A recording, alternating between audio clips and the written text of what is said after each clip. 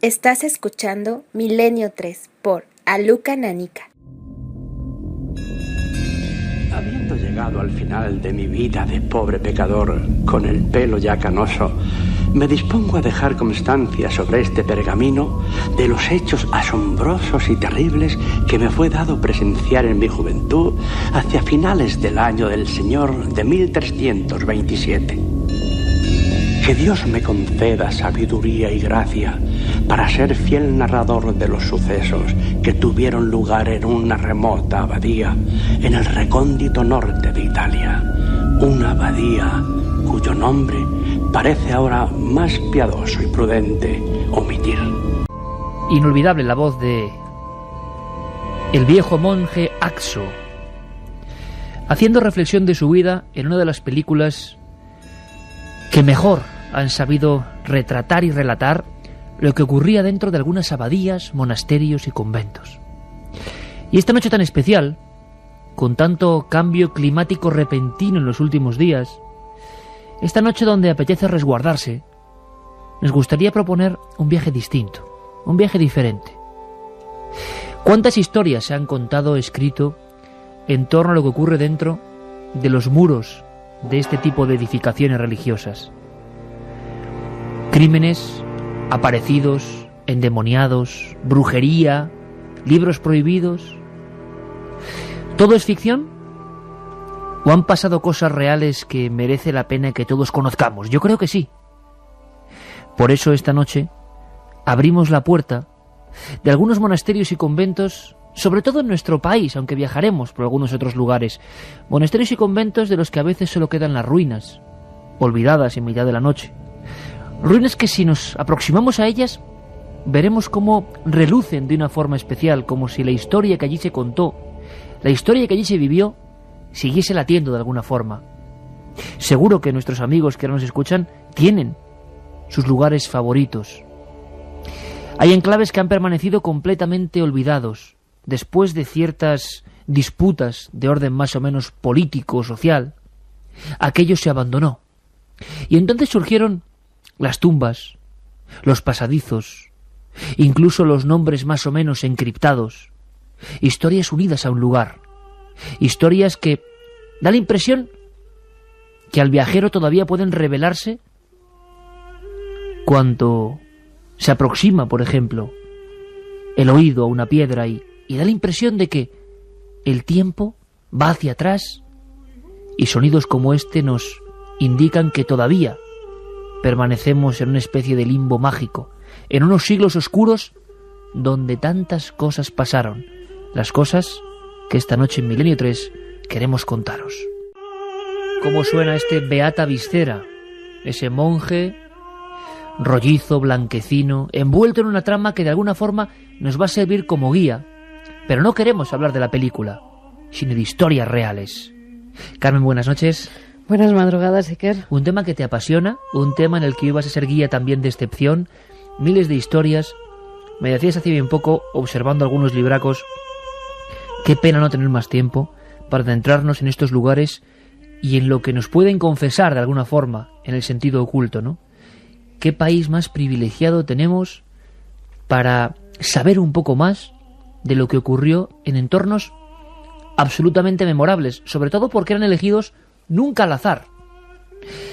Los constructores de conventos y monasterios, sobre todo en lo que eran las regiones más o menos alejadas de la capital, se elegían por ciertas doctrinas que casi parecen mágicas, ¿no? Había algunos que tenían fama de tapar agujeros del demonio, como era el célebre San Lorenzo del Escorial. Pero vamos a hablar sobre todo de lugares más desconocidos, más remotos. Y si te preguntase ahora mismo, ¿cuál te viene a la cabeza como lugar que concentra un sinfín de leyendas, de historias y de hechos presuntamente sobrenaturales? ¿Cuál te viene a la memoria?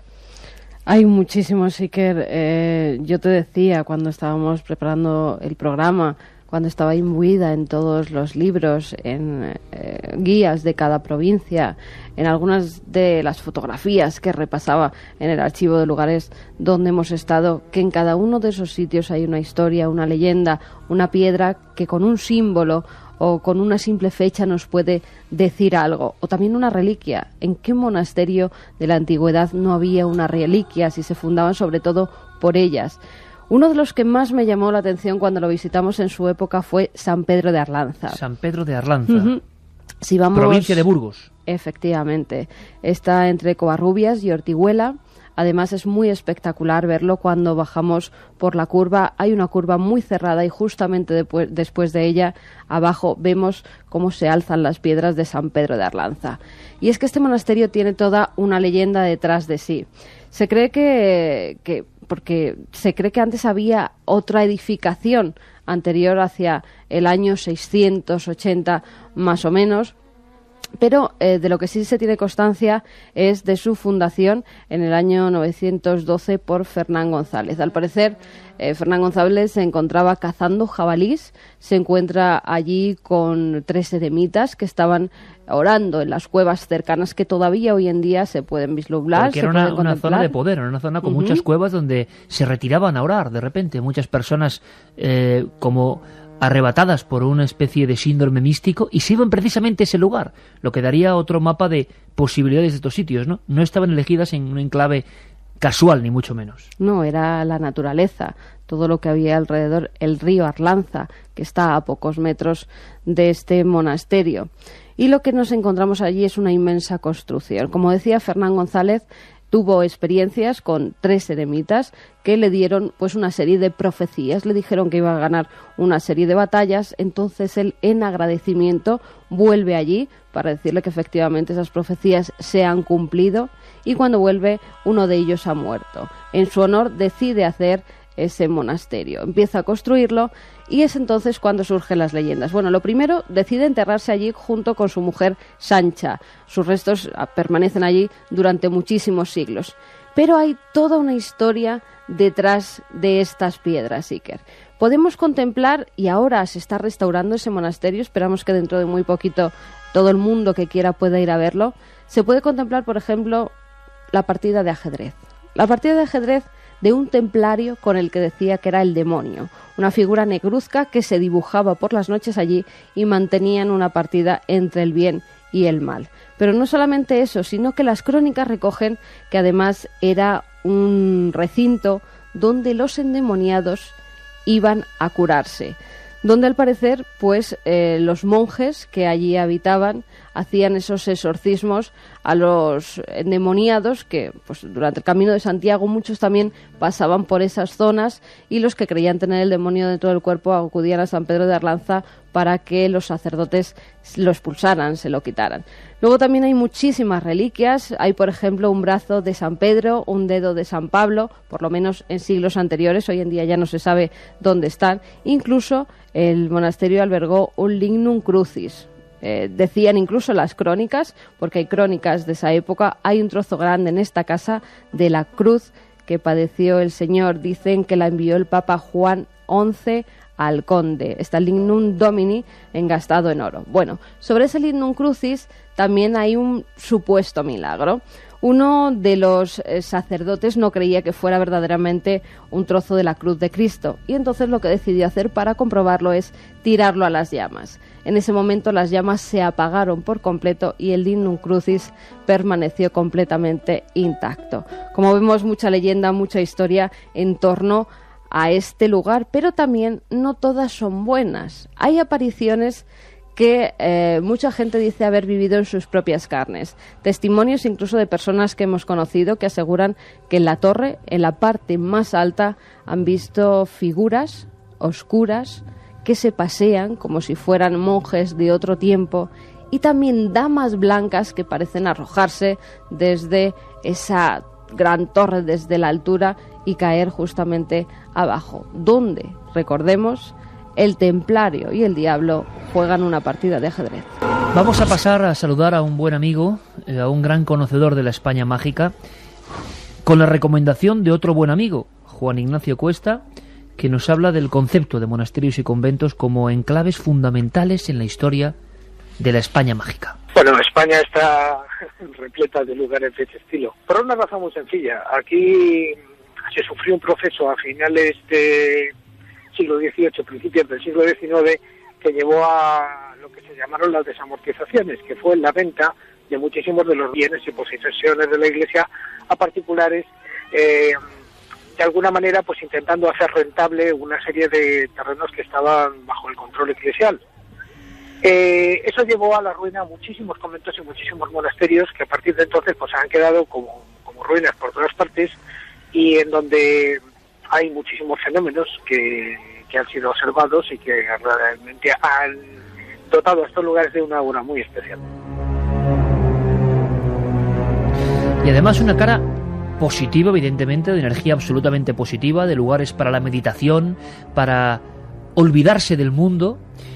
Cómo no acordarnos, por ejemplo, del sonido de ese claustro maravilloso de Silos, donde parece que el tiempo se detiene o se abre otro tiempo, pero también monasterios y conventos, enclaves religiosos con historias y leyendas, como siempre, de lucha entre el bien y el mal, algunas de ellas tétricas, evidentemente. Y pinturas y murales que hoy se pueden encontrar, se pueden ver en el Museo Románico de Cataluña y que pertenecieron a San Pedro de Arlanza, donde se muestran algunos animales como grifos, figuras totalmente animalescas de los bestiarios más antiguos que hoy en día se pueden contemplar, ya que se rescataron pues precisamente en este Museo Románico de Cataluña, que alberga una de las mayores pinacotecas románicas de la historia. Impresionante museo, desde luego.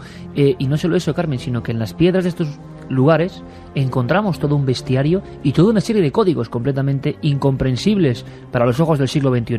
Jesús Callejo, todos lo conocéis, además menuda labor desde la época de la España extraña, hace ya 10 años, y lo traemos también, ¿por qué?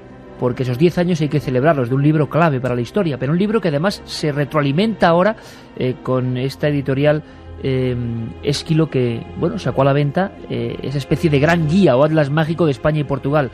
En algún punto de la piel de toro está Jesús Callejo escuchándonos. Jesús, buenas noches, amigo.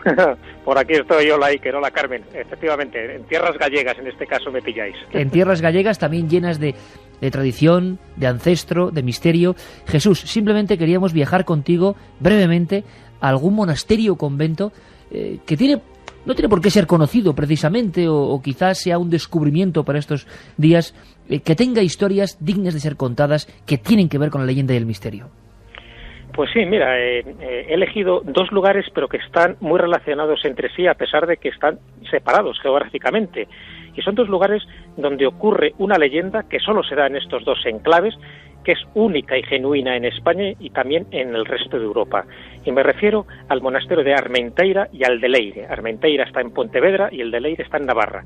Sitios opuestos, pero están unidos por un hilo invisible, que es una especie de traslado de viaje en el tiempo. ¿Viaje en el tiempo? Exactamente. En el caso de Armenteira se cuenta una leyenda que tiene que ver con Sanero, y en el caso del monasterio de Leire se cuenta una leyenda que tiene que ver con el abad San Virila. Las dos ocurren en el siglo XII y las dos tienen como protagonistas, como veis, a religiosos, y las dos tienen un mismo esquema, unos mismos elementos que consisten en que tanto uno como otro salen a pasear un buen día, pero pensando en la eternidad, pensando en ese concepto religioso, teológico, de cómo puede ser esa eternidad, qué es lo que puede ocurrir cuando uno muere. Y el hecho es que se queda traspuesto escuchando el trino de un pájaro. Y estamos hablando de que son elementos comunes a los dos casos, tanto a Sanero como a San Virila. Se quedan escuchando ese trino del pájaro con el rumor de una fuente, como traspuestos, como adormecidos. Para ellos transcurre el tiempo que puede durar una siesta, pero cuando despiertan, y aquí es donde está el fenómeno sobrenatural, y estamos hablando de leyendas medievales, cuando despiertan se encuentran como más correosos, como más reumáticos, ¿no? Bueno, regresan otra vez a su convento respectivo, y cuando regresan, el que les abre la puerta del convento, a ni uno ni otros le reconocen. ¿Por qué no le reconocen? Porque tienen unas barbas tremendas, porque sus vestimentas, sus hábitos están ajados, y cuando se quedan sorprendidos de que no sean reconocidos por el hermano portero, y se identifican, dicen que es imposible que pueda ser, en este caso Sanero o San Virila, porque esta gente habían fallecido 200 y 300 años respectivamente atrás. Justo en el momento que se recibe esa noticia, dice la leyenda, caen pulverizados porque el peso del tiempo, de esa cronología que había pasado totalmente inadvertida para ellos, como si hubieran estado en una burbuja temporal, en ese momento todos los años se acumulan de golpe y quedan reducidos literalmente a polvo.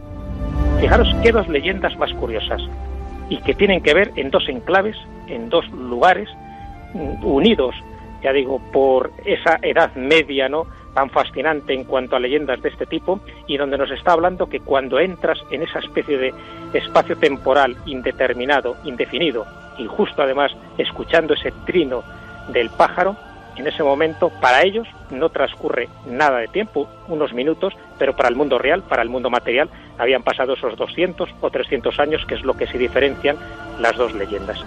Bueno, qué par de leyendas, qué maravilla, qué historia. Estamos hablando de crononautas o temponautas en plena Edad Media, o de por lo menos una tradición oral que conecta sitios, conecta lugares. Qué historia más bonita, Jesús, y tremenda también por otro lado, porque los amigos que van a pasar esta noche con nosotros, casi a la sombra, ¿no?, de estos conventos y monasterios, parece que tienen muy claro, por lo que he podido hablar con ellos, que hay como esa también dualidad, ¿no? Lugares, evidentemente, que generan una paz, una quietud, un bienestar, y otros lugares, algunos en ruinas ya, o que incluso sufrieron la venganza o el fuego por parte de enemigos o de los propios moradores, que se han quedado como enclaves un poco negativos, ¿no? ¿También estás de acuerdo en tus largos viajes por España y Portugal en busca de estos restos? ¿Te has dado cuenta de esa doble cara de la moneda, Jesús? Sí, es verdad. Fíjate que cuando se habla de monasterios, de ermitas, de iglesias, de catedrales, incluso todos ellos manejan una energía diferente.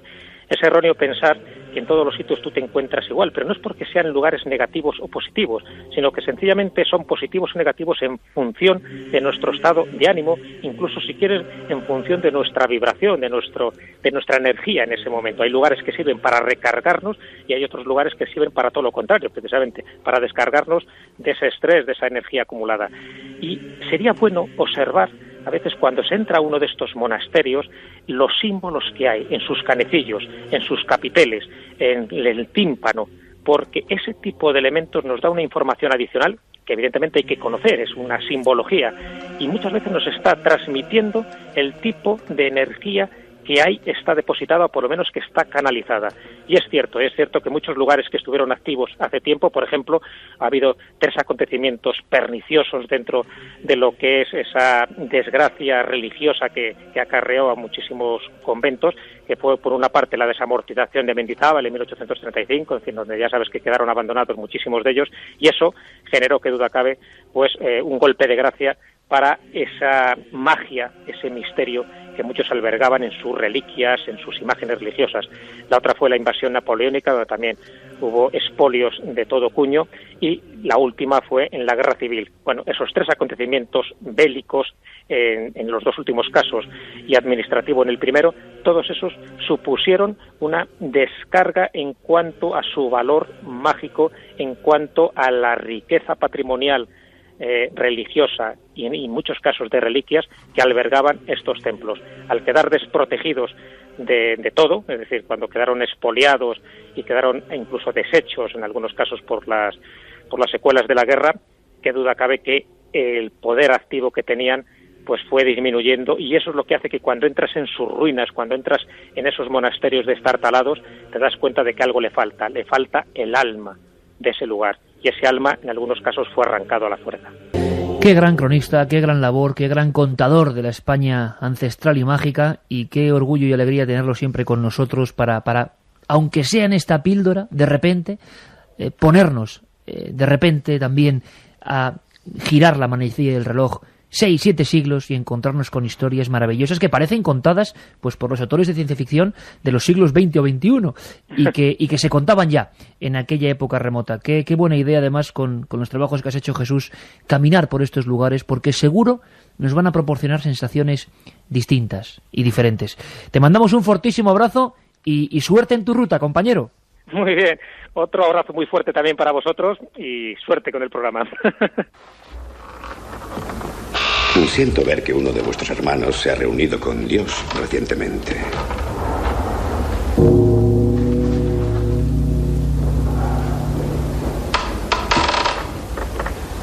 Sí, una terrible pérdida. El hermano Adelmo era uno de nuestros mejores ilustradores. ¿No sería Adelmo de Otranto? ¿Le conocíais? No, pero conocía y admiraba su obra. Su humor e imágenes cómicas eran casi malvados. Pero oí decir que era muy joven. Oh, sí, muy joven, en efecto. Un accidente, sin duda. Sí. Sí, como decís, un accidente.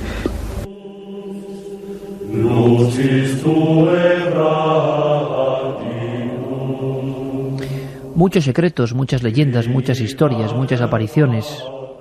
Qué bien lo contaban en El nombre de la rosa. Pero cuando uno acude, por ejemplo, a la bibliografía existente sobre crímenes dentro de abadías y monasterios, se queda asombrado. Muchas veces esa hermandad, esa confianza común entre los miembros de esa comunidad se rompía. Y hubo crímenes precisamente como los del nombre de la rosa, tremendamente dolosos, que además a veces se acompañaban de simbología, de profecías. De todo eso vamos a seguir hablando, vamos a seguir viajando por España. Y nos guardamos para dentro de unos minutos incluso alguna que otra sensación personal en estos lugares. Por ejemplo, San Pedro de Arlanza, que sigue teniendo muchos códigos que descifrar. En unos minutos seguimos nuestro viaje por conventos y monasterios con leyenda y misterio en nuestro país. Es culpa mía. Si no hubiera creído tan fácilmente vuestra oportuna explicación, esta segunda tragedia podía haber sido evitada. Mi señor Abad, estoy convencido de que el hermano Adelmo se quitó la vida. La primera trompeta llegó el granizo. Si esta muerte está conectada de algún modo con aquella, es lo que intento averiguar. Después de la tormenta, con la segunda trompeta, el mar se volvió sangre. Y fijaos, aquí hay sangre. La profecía del Apocalipsis. Con la tercera trompeta, una estrella ardiente caerá en las fuentes de agua. ¡No desaprovechéis los últimos 7 días! ¡El Señor protega! ¡La bestia está al acecho! ¡Arrepentíos, hermanos pecadores! ¡Arrepentíos! ¡Protégenos de las tinieblas! ¡Acolici nella tua misericordia! Monasterios, conventos, abadías, a veces una plaga, una extraña muerte, era interpretada siempre con esas guías remotas y antiguas de la conciencia y las ideas, como por ejemplo ese texto hermético y extraño, el Apocalipsis de San Juan.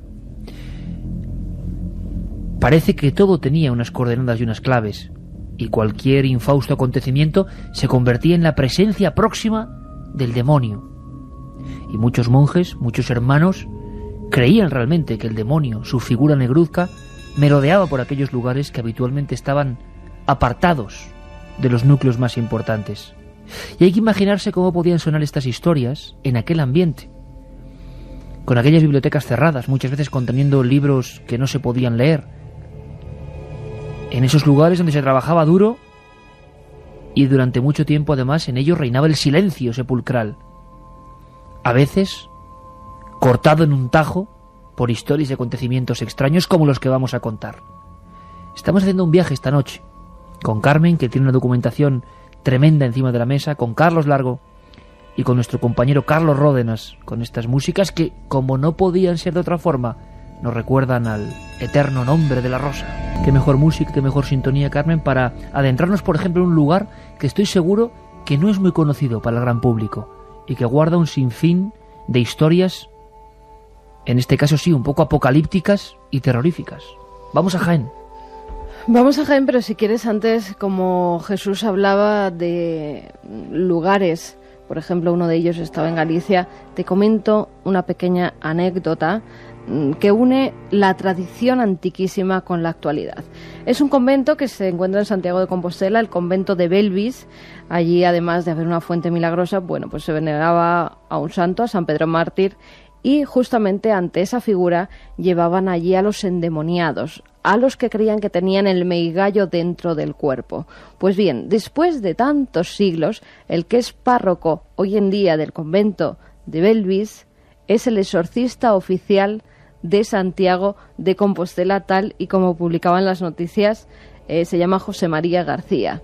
La tradición antiquísima, donde las personas iban a curarse del meigallo, ha hecho que muchos siglos después, hoy en día, los exorcismos se sigan realizando en ese mismo lugar. Nos tendríamos que preguntar si es casualidad o no. Atención, amigos de Santiago de Compostela, porque en breve podemos aparecer por esas tierras. Ir informándoos, porque en muy breve plazo podemos ir precisamente a estos lugares. Los vigilaremos, los estudiaremos. Y ahora, traza rápida y limpia, atravesamos España y nos encontramos con misterios. Muy atentos, porque estos son de escuchar con toda la precisión que requiere una historia inmortal. Porque se sigue contando. Ha salido de intramuros. Allí eran secretos y misterios que tenían que estar cerrados. No se podía confesar muchas veces lo que ocurría en estos lugares. Tradiciones que nos llevan precisamente ahí, al Santo Reino. Al Santo Reino de Jaén, precisamente al convento de Santa Clara, de Alcaudete. Nos tenemos que remontar al año 1499. Es en este año cuando los señores del Alcaudete fundan este convento, que llega a tener más de 70 monjas.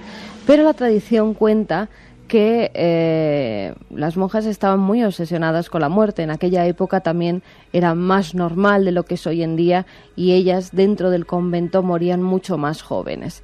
Hasta tal punto llegó su obsesión que la madre priora, Leonor Pacheco, llegó a estar obsesionada con una campanilla.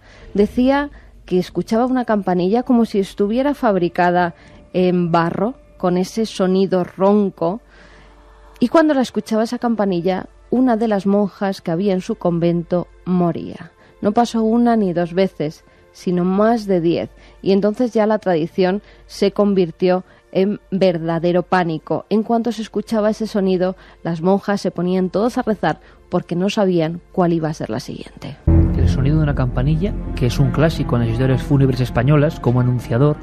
Tenemos el caso célebre de otro monasterio, el de las Batuecas, envuelto de pinturas prehistóricas. Una vez más surge la clave, ¿no?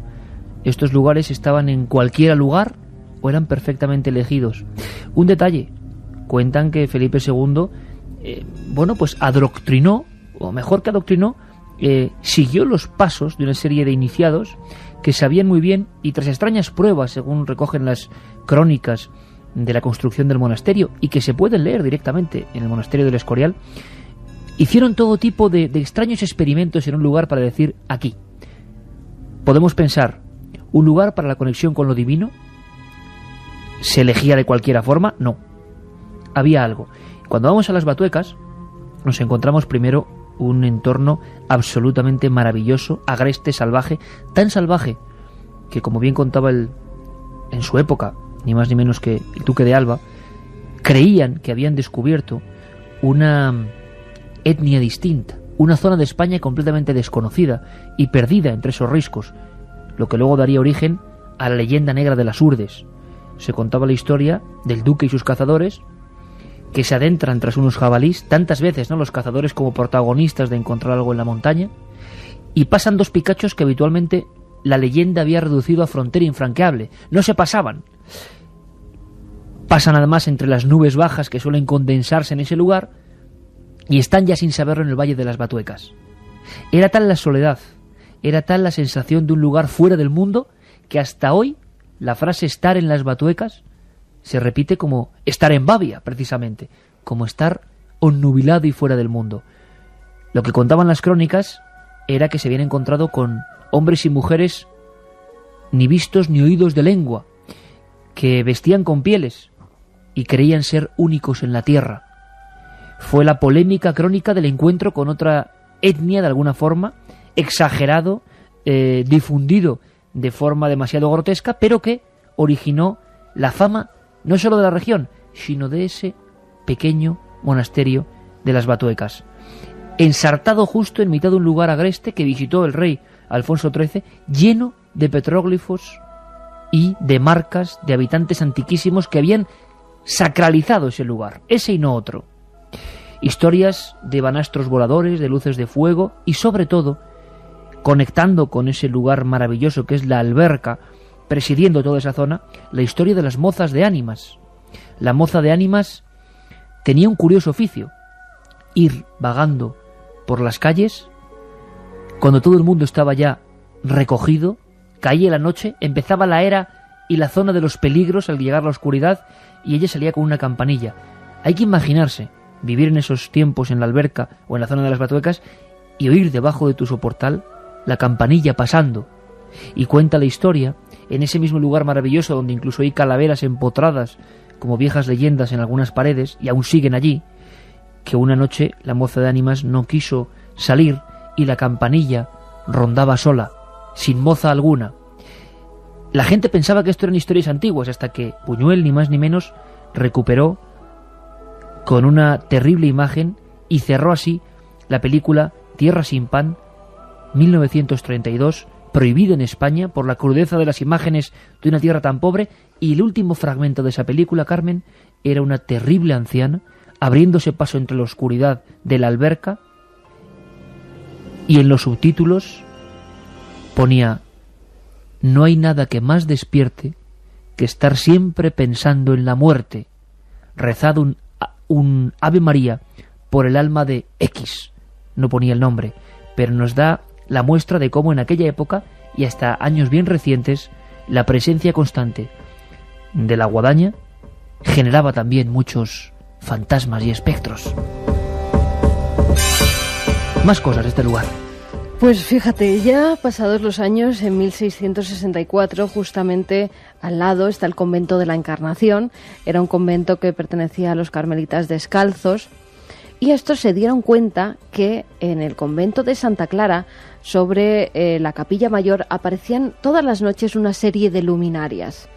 Fueron a preguntarles a las monjas de qué se trataba, si sabían que eran aquellas 11 luces que lucían por encima de la capilla mayor. Ellas les dijeron que no sabían a quién pertenecían esas luces o qué las emitía, pero se dieron cuenta de un extraño suceso, porque al día siguiente, después de ver 11, vieron 10, y al día siguiente 9.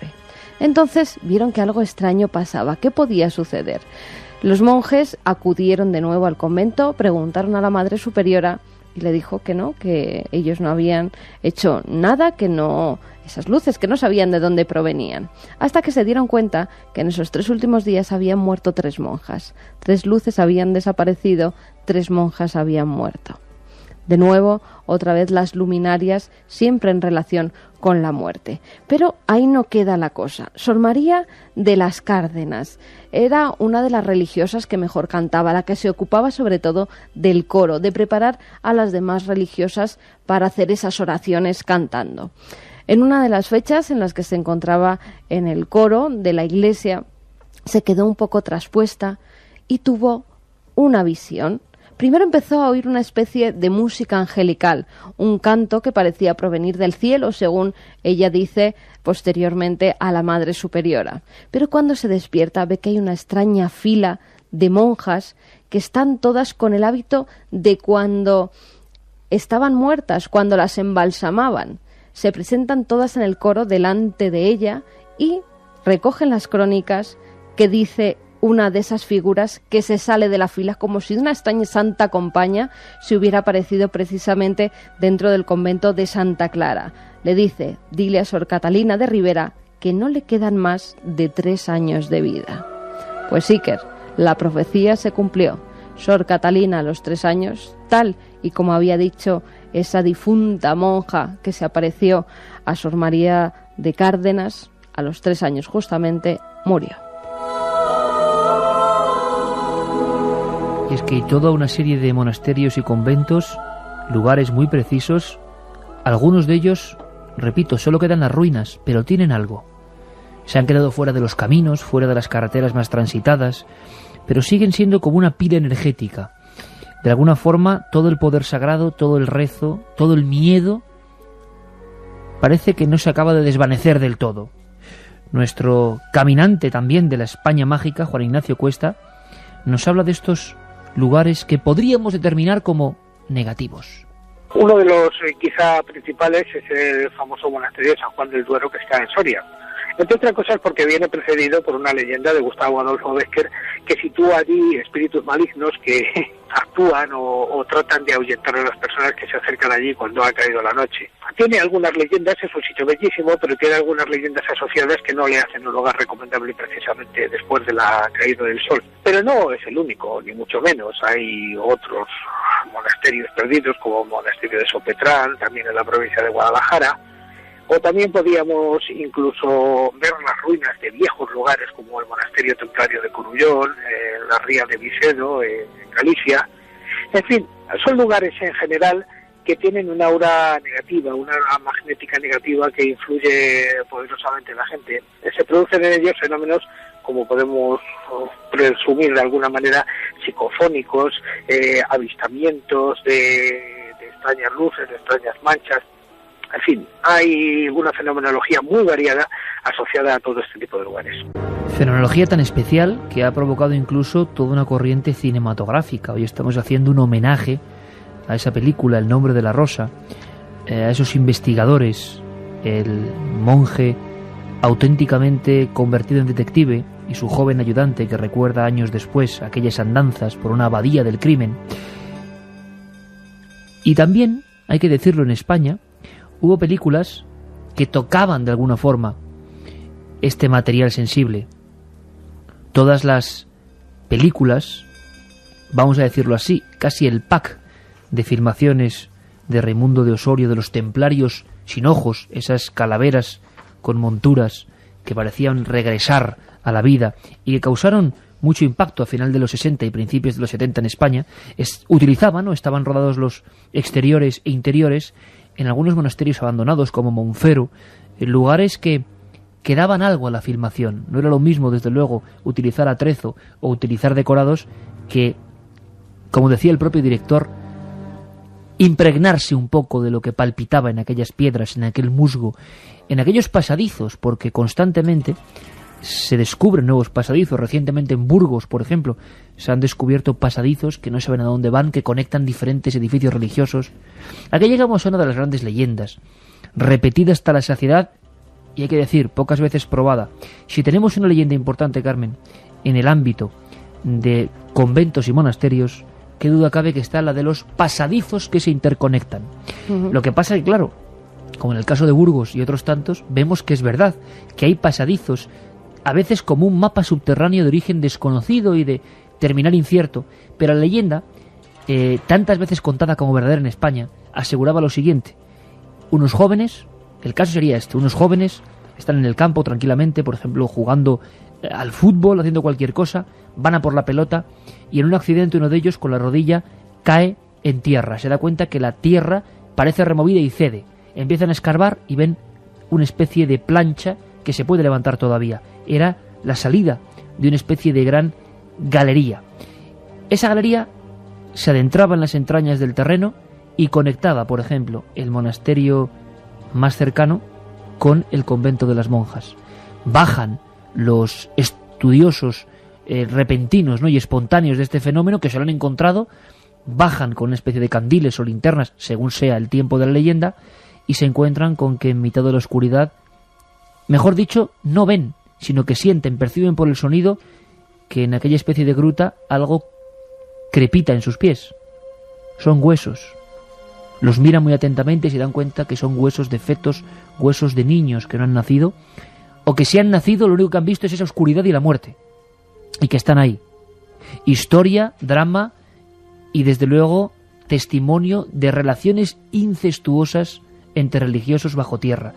La leyenda de las bacanales casi demoníacas, con sexualidad pervertida, como se contaba en la época, con todo tipo de desviaciones bajo tierra, es una de las grandes leyendas medievales que se cree cierta y que todavía no se ha probado jamás realmente en España. Sin embargo, ahora muchos de los que están oyéndonos, Carmen, estoy convencido que pues en mi pueblo, en tal, se descubrió eso realmente. También hay otras, quién sabe si leyendas o no, que cuentan cómo un monje se aparece por los claustros, como si fuera un espectro recorriéndose estos, porque le une algo precisamente a ese monasterio. Pero estas leyendas han traspasado fronteras. En México, por ejemplo, Iker, hay un convento que se llama San Juan de Dios, y en 1645 recogen las crónicas que empezaron a verse estas visiones de un monje fantasma, pero un monje fantasma al que ponían nombre, se llamaba Fray Blas de Zamora, él mismo se identifica. Te cuento la historia. Los monjes que habitaban ese claustro comenzaban a ver por las noches como una especie de sombra que parecía ser uno de los suyos iba rezando el rosario. Nadie le veía el rostro, iba tapado con la capucha, con la cabeza baja, hacía siempre el mismo recorrido y de repente desaparecida. Un día, cuando los enfermos, porque también cuidaban allí enfermos, uno de ellos se encontraba prácticamente moribundo, estaba a punto de perder la vida, le pide ayuda al enfermero, a Fray Nicolás. Este se había quedado traspuesto porque tenían mucho trabajo en aquellos días, había muchos enfermos a los que cuidar y no le había hecho caso. Entonces, Fray Blas de Zamora, que así se identifica, le lleva agua. Le dice que él es el fraile que le va a cuidar tanto a él como a los demás y que todavía no ha llegado su hora. Es hasta tal punto que llegan las apariciones que los frailes tienen, que llegan hasta Fray Hipólito de Guzmán, que era el prior, y le cuentan todos las visiones que han tenido. Este en un principio no les cree, hasta que le dan el nombre de Fray Blas de Zamora. Y entonces recuerda que efectivamente hace muchos años allí habitó un fraile con ese nombre. Un fraile que además perdió la vida en extrañas circunstancias. Le habían mandado a un pueblo cercano, a Puebla de Los Ángeles. Él iba con otro fraile llamado Serapio de Ortiz, y al parecer pues una fuerte tormenta les pilla en ese viaje. Ellos intentan guarecerse en unas cuevas cercanas, pero la riada comienza a subir, no pueden aguantar la fuerza del agua y el cuerpo de Fray Serapio sí que es encontrado, pero el de Fray Blas nunca es hallado. Precisamente es el que se aparece todas las noches rezando el rosario por esas estancias y cuidando a los enfermos. Algo le unía todavía a ese monasterio. El propio prior se encuentra esa aparición, le dice que qué hace allí, que por qué se aparece en sus estancias, que hace ya muchos años que no se encontró ni siquiera su cuerpo, y entonces le dice dónde permanece este y que tiene que darle sagrada sepultura. Hasta entonces no descansará nunca. Fray Guillermo, esta abadía está envuelta en un terrorífico misterio. Yo no he detectado nada en vuestra oscura disertación que arroje un poco de luz en esto. Luz, Adson. Alguien se tomó mucho trabajo en ocultar un secreto de gran importancia. La caligrafía es, sin lugar a dudas, de un zurdo, y el único miembro zurdo de vuestra comunidad es, mejor dicho, era el hermano Berengario, ayudante del bibliotecario. Pero, ¿a qué clase de conocimiento secreto pudo haber tenido acceso? Tengo la sensación de que estáis a punto de decírmelo. Libros. Libros prohibidos. Libros espiritualmente peligrosos. Todos en la abadía conocían la pasión de Berengario por los muchachos hermosos. Cuando el bello Adelmo quiso leer un libro prohibido, Berengario ofreció a Adelmo la clave de cómo podía encontrarlo, cifrada en ese pergamino, si éste le pagaba con caricias antinaturales. Basta, Fray Guillermo. Adelmo accedió sometiéndose a los lujuriosos requerimientos de Berengario. Pero luego, atormentado por el remordimiento, vagó lloroso y desesperado hasta el cementerio, donde se encontró con el traductor de griego. ¿Cómo podéis saberlo? Hubo un testigo, el jorobado, que vio a Adelmo entregar este pergamino a Venancio y luego correr hacia la pequeña torre y arrojarse por la ventana. La noche de mi llegada, mientras Berengario mortificaba sus pecadoras carnes, Venancio, ayudado por las instrucciones cifradas del pergamino, se dirigía hacia la biblioteca prohibida, donde encontró el libro. Se lo llevó a su mesa, en el scriptorium, y comenzó a leerlo. Después de garabatear esas misteriosas anotaciones, murió con una mancha negra en el dedo. El ayudante del bibliotecario descubrió el cadáver y lo arrastró hasta las pocilgas para evitar que las sospechas cayeran sobre él. Pero dejó su autógrafo tras él. El libro se quedó en la mesa del traductor. Berengario volvió allí anoche y lo leyó. Poco después, aquejado de dolores terribles, intentó tomar un baño calmante con hojas de lima y se ahogó. También tenía un dedo ennegrecido. Los 3 muertos murieron a causa de un libro que mata o por el cual los hombres matan. De alguna forma, gracias a estas músicas, nos vemos ya, ¿verdad?, en una especie de espiral de piedra, en un lugar umbrío, lóbrego en ocasiones, con miradas desconfiadas, y quizá estemos ya abriendo la puerta, la vieja puerta de madera que custodiaba en algunos lugares el auténtico tesoro, lo más preciado, el alma del monasterio, porque en aquel tiempo la información era tan vital o más que ahora. La información escrita solo se circunscribía a esos cenáculos de iniciados. ¿Qué poder tenían los que leían realmente los textos de los sabios, los teólogos? ¿Qué poder tenía el que conservaba los libros prohibidos y podía verificar por qué eran prohibidos? En aquella época, en muchos conventos y monasterios sobre todo, como nos ha contado la querida amiga historiadora e investigadora Marrey Bueno, se hacían unos habitáculos anexos a la propia biblioteca llamados infernos. Y allí, bajo una serie de llaves que solo tenían personas importantes de la comunidad, estaban aquellos libros que incluso a veces ni siquiera el inquisidor podía leer. Libros que se revelan en este nombre de la rosa como un material por el que los hombres matan y mueren. Es curioso, porque en la historia real, en el espejo paralelo que estamos trazando hoy con nuestro país, hay historias preciosas de pergaminos, documentos, visiones del Apocalipsis, historias sorprendentes que podíamos empezar muy cerca de un lugar donde directamente nace nuestra lengua, nuestro idioma, Carmen. Pues sí, se trata del monasterio de Suso. Precisamente en este lugar salieron de él códices como el emilianense de los concilios del año 992, la Biblia de Quiso del año 664, incluso una copia del Apocalipsis del Beato de Liébana del siglo VIII. En este sitio, Iker, como vemos, los antiguos construían siempre en lugares de poder.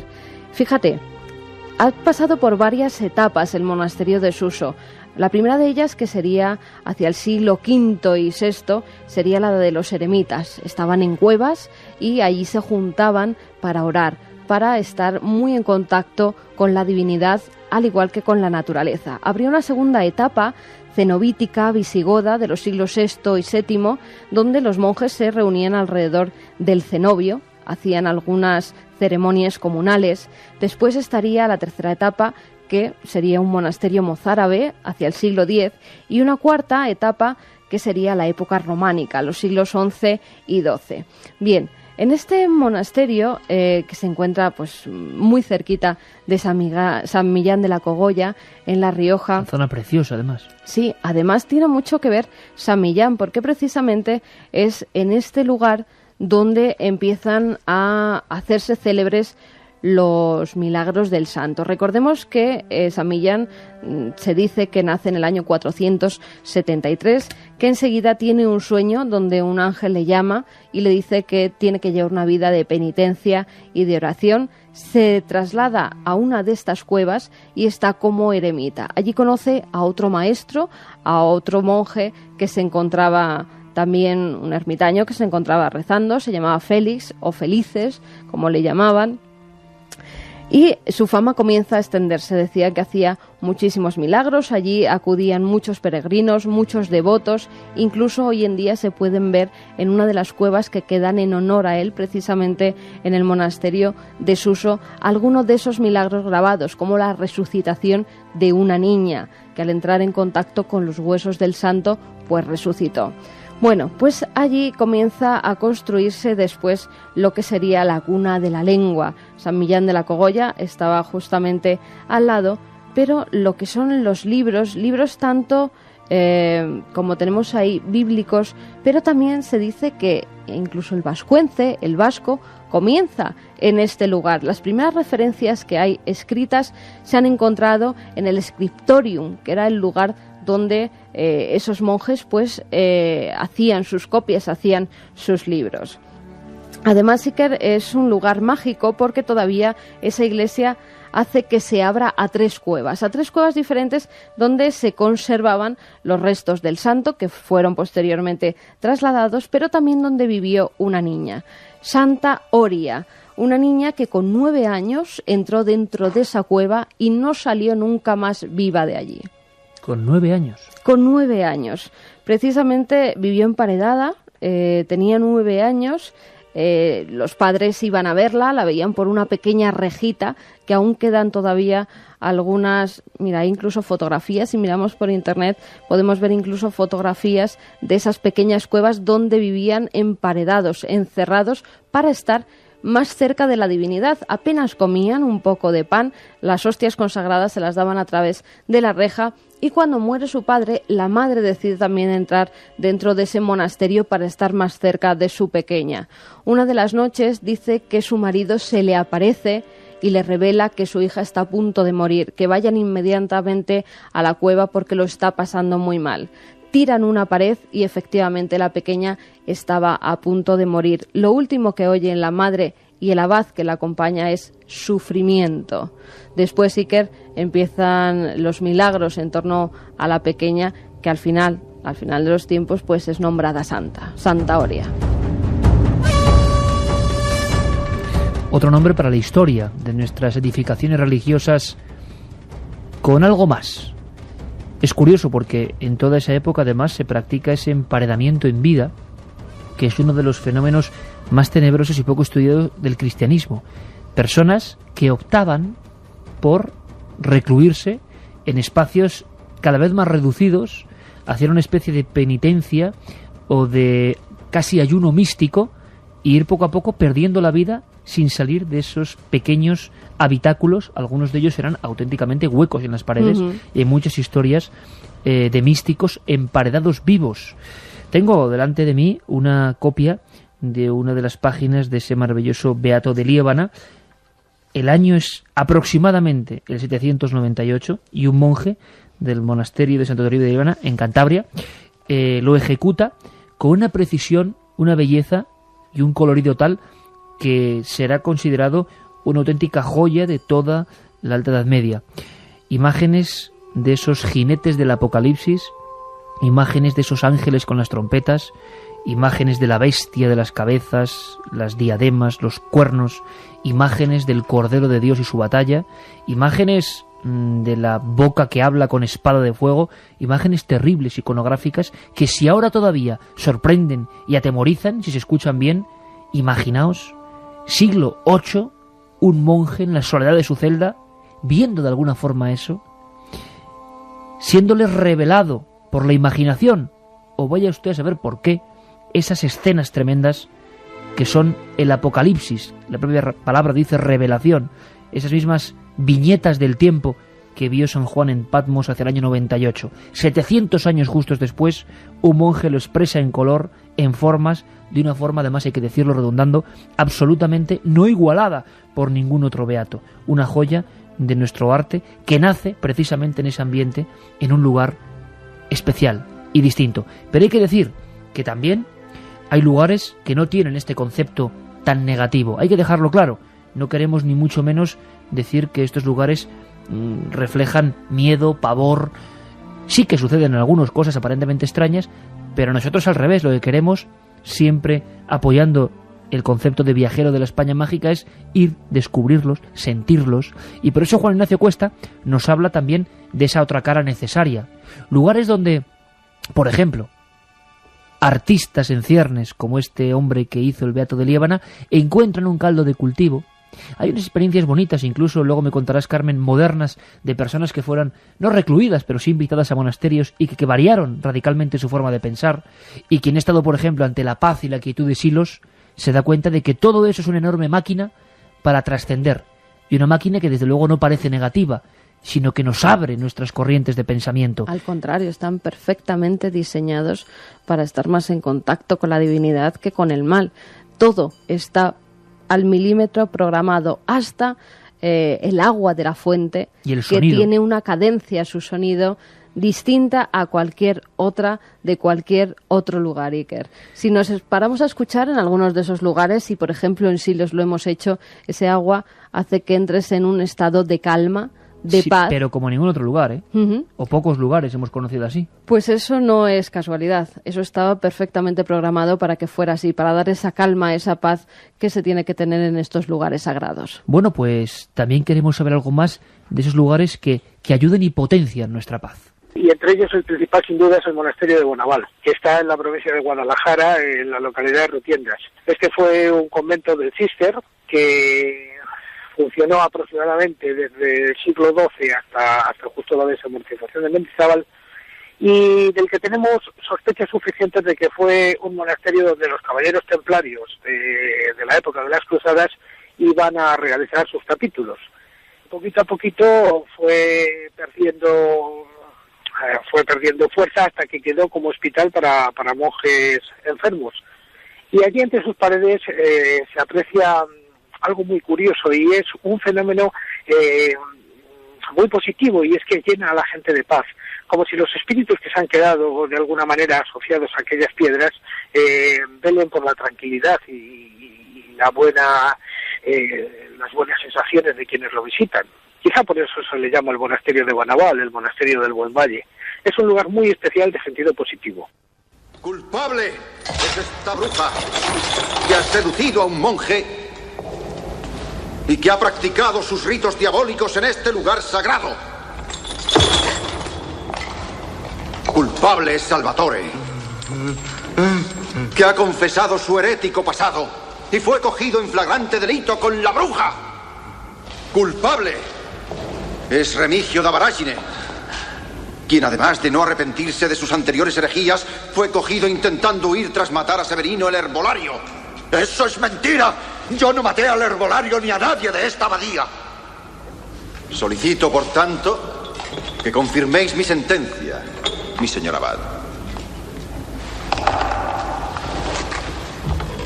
Mi corazón está lleno de dolor, pero no encuentro razón para oponerme a la justa sentencia de la Santa Inquisición. Y estos sonidos porque también, claro, habría que hablar de por qué la música en estos lugares es distinta, por qué la música expresa cosas diferentes. ¿Solo por las voces? ¿Solo por la acústica? Estoy seguro que no. Que están impregnadas esas notas de algo muy especial que no se puede definir ni medir. Comprobadlo un momento con este Kyrie del nombre de la rosa. El misterio del canto gregoriano y de su penetración en el alma humana, que sería otro tema, desde luego, a tratar en un futuro. Estas notas, estas voces, estas sensaciones también nos llevan a otro arquetipo, otra imagen casi compartida de forma colectiva por el género humano, por ese temor, esa sensación de secreto, ¿no?, que se esconde en los monasterios, que es la imagen de la empalizada, la imagen del juicio a las monjas, la imagen de la Inquisición, la imagen de extrañas mujeres siendo interrogadas, la imagen incluso de algunas quemas públicas. ¿Qué elementos tenemos en nuestro país? Pues tenemos esta noche, sobre todo gracias al trabajo de Carmen, que ha estado documentándose profundamente, tenemos otra joya, porque son varias las que se han deslizado en este programa, Carmen. Otra joya nada conocida, yo creo, a nivel popular, otro expediente de la historia, en este caso, brujeril religiosa. Además es que la brujería y la religión, aunque pensamos lo contrario, están muy unidas. Muchas de las religiosas, de las monjas que estaban ingresadas en conventos de clausura, que muchas de ellas no querían, eran sus familiares, de familias pudientes, los que querían que estuvieran allí, pero ellas querían un casamiento o unos amores que sus padres, por ejemplo, no aprobaban. Muchas de esas fueron acusadas por la Inquisición y hay innumerables procesos inquisitoriales, la mayoría de ellos hechos en conventos. Luego veremos alguno, Iker, incluso en la capital, en Madrid. Pero hay una historia que nos lleva hasta Huesca, por ejemplo.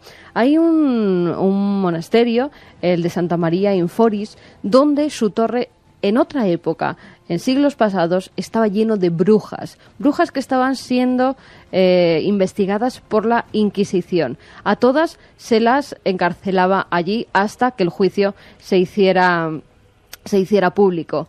Después, además, este monasterio se convierte en un convento de agustinos. Y es entonces también cuando empiezan fenómenos extraños. Por lo menos, según decían las crónicas de los propios frailes que allí habitaban, paranormales, porque el órgano comenzaba a tocar él solo. No sabían de dónde podía salir ese sonido, incluso cerraban con varias vueltas de llave la iglesia, el coro, donde se encontraba precisamente ese órgano, y todas las noches empezaba a tocar, hasta que se dieron cuenta de una extraña figura que ellos no veían, pero creían que era un duende que hacía de las suyas y hacía que la música de ese órgano sonara. Pero fíjate, Iker, las crónicas antiguas nos llevan también hasta las noticias modernas. Tengo una noticia del 23 de febrero de 2008 que dice que en Santa María Foris, en la provincia de Huesca, justamente al lado de la iglesia, se han encontrado enterramientos que pertenecen a los siglos XIII o XIV, pero también justo debajo de la iglesia hace pocos meses se hallaron 6 cuerpos que pertenecían al siglo XI. Estaban enterrados, además, según dice el teletipo, en decúbito supino, con los brazos cruzados y en la cintura. Al remover por unas obras esa tierra, se ha sacado los huesos, los cuerpos de personas que están allí enterradas. No se sabe si era una necrópolis, si era un lugar santo o no. No se sabe además todavía de qué murieron. Algunos de ellos, los del siglo XVI, dice que puede ser por una epidemia, pero están todavía pendientes de estudio. Fíjate, de estos lugares antiguos siempre hay crónicas nuevas que hoy en día salen a la luz por unos huesos, por unos enterramientos, por unos fenómenos insólitos.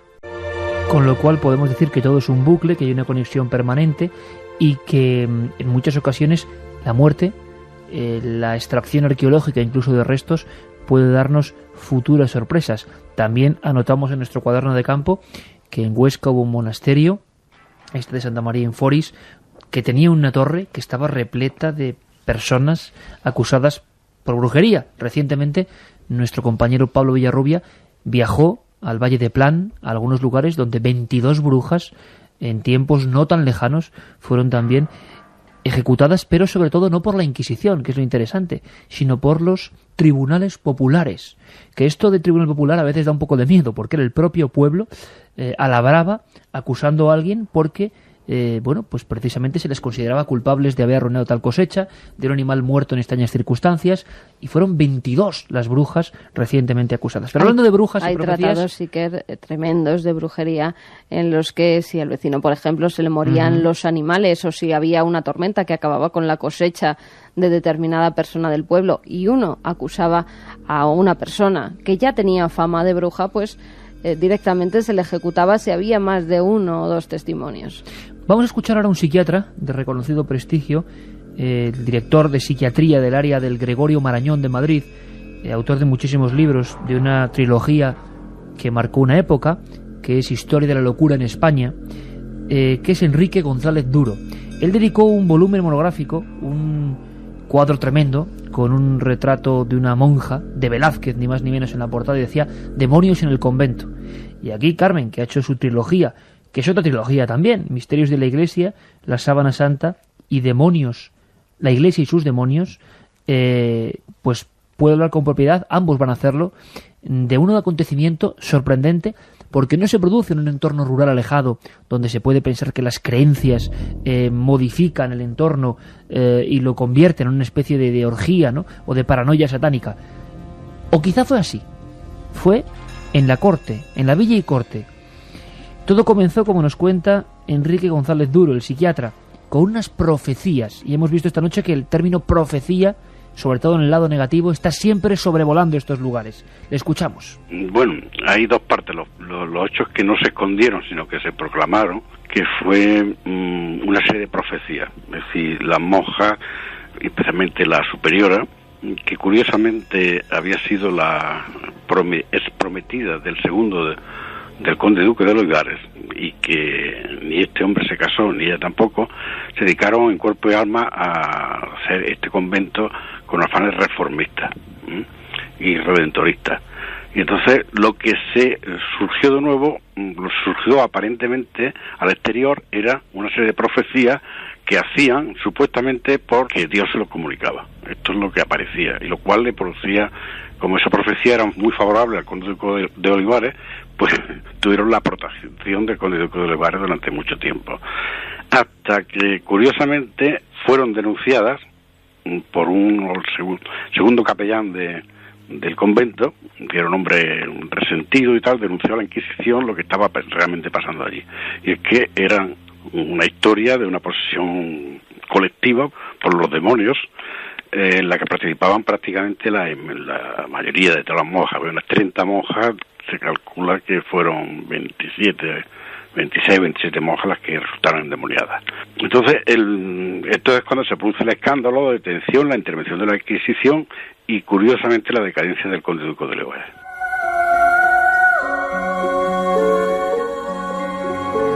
Felipe IV, conde duque de Olivares, una zona de España que es la capital envuelta en personajes como estos y sus tramas, religiosos, capellanes, madres superioras, escándalos sin precedentes.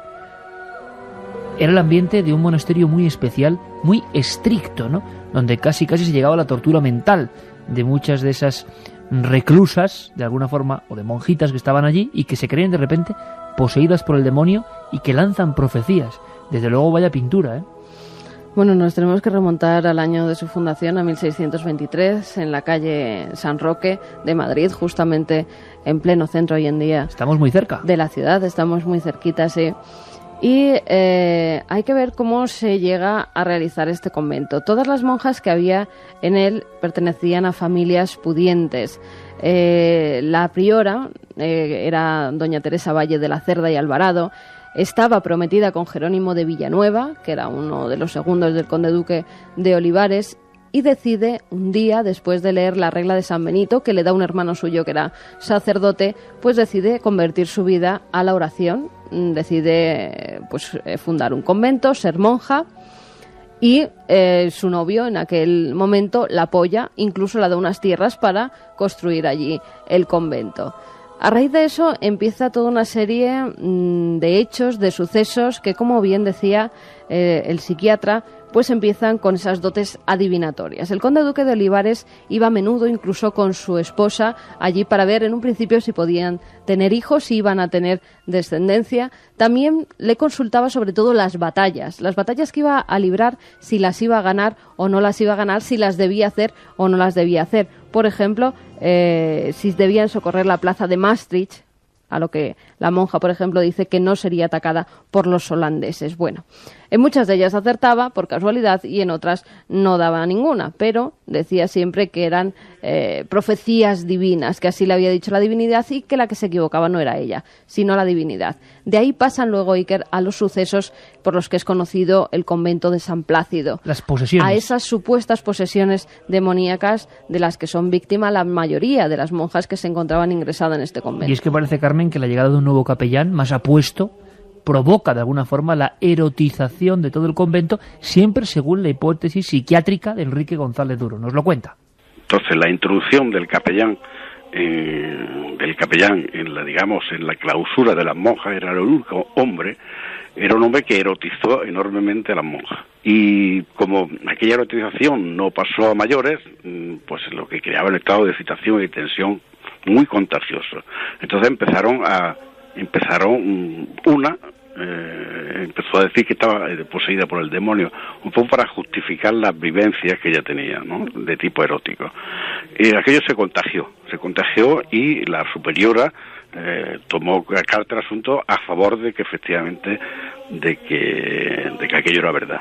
Y el episodio fue colectivo. Entonces el capellán, en un círculo vicioso, la exorcizaba, pero lo que hacía era erotizarla todavía más, con lo cual los episodios de manifestaciones de tipo histérico eran absolutamente llamativas, pero no salían al exterior nunca, ¿sí? Entonces se inventaron la historia de que las profecías eran los demonios los que les daban las profecías. Una trama digna de novela, ensayo psiquiátrico ya se ha hecho. ¿Tú estás de acuerdo, Carmen, con esta valoración? ¿Es culpable solo el erotismo, la cerrazón de ese público femenino, la llegada de un capellán para generar una especie de endemoniadas de Ludum, pero la española, o había algo más, o había elementos que te parecen extraños realmente? Había elementos extraños, sin duda alguna. También hubo pues una posesión mental de algunas de ellas, que veían como otras caían directamente al suelo con fuertes convulsiones y ellas mismas se contagiaban de ese estado.